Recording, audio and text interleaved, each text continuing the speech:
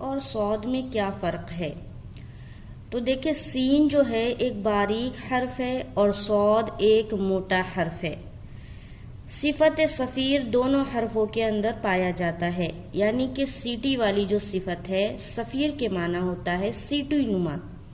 تو سیٹی والی صفت دونوں حرفوں کے اندر پایا جاتا ہے،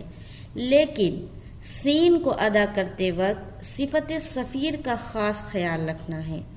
اور صاد کو ادا کرتے وقت صفت استعلا کا خاص خیال رکھنا ہے، یعنی کہ